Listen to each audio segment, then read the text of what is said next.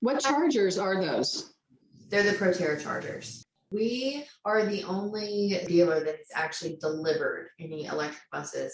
Okay, great. Just playing off of the electric thing for a minute longer. You mentioned that chargers have been an issue. Have you heard anything about what might make a customer hesitant to adopt electric and what might get them excited on the other end? Of course, one thing that gets them excited about it is a lot of them are looking for cleaner energy and just the being able to have cleaner operating buses. Hesitancy for electric, I was going to say range concern, but not actually. I mean, I think there's more of a concern with not the range as much as it is the charge time, which fortunately with the Proterra chargers, it's really quick. It's, just a little over 3 hours for a full charge. We've heard some concerns as far as, you have to kind of change the way you do operations, and you have to, make sure that you're allotting enough time to prepare the bus to be able to be used several hours later. That's some concern there, just operational challenges. I think there is some hesitancy with operating range. With Julie's range, it really shouldn't be an issue for an average route in Virginia. Right now, these buses wouldn't be used for like field trips or athletic events. Charging them would not be realistic, and the range would possibly not work depending on where they're going. Of course, cost is another kind of factor that we hear some hesitancy as far as, how school divisions will pay for them, since they are so much more expensive than a regular diesel bus. One thing that we've seen a lot of in the media and whatnot is that there are several different funding opportunities that you can use from. We've seen a lot about, the leasing programs and government funding, private funding as well.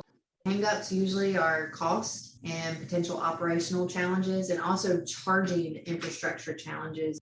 A lot of like your more rural bus drivers and whatnot take their buses home in the evening. They don't have like a central parking location. So how do you charge buses like that? You can't let drivers take them home anymore. And then some of them may not have the actual real estate to have a charging field. Some of them are putting them at schools, and that's another kind of operational challenge in terms of adopting electric, is just figuring out where to put all of these chargers and changing the way of, drivers taking buses home or parking in a central location and that kind of thing.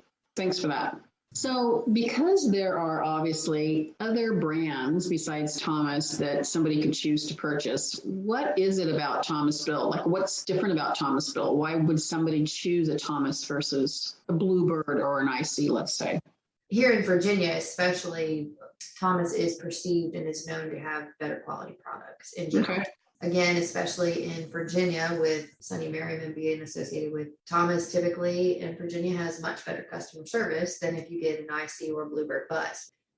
One, we're committed to actually providing the service. Honestly, that's probably the biggest selling factor that we have here in Virginia, is that more than anything, they know that when they work with us, they're going to get training, they're going to get part support, they're going to get service support, and they're going to get it quickly and efficiently. Our competitors, they don't have the physical presence that we do here, and they don't get that same customer support that they do from a Thomas product.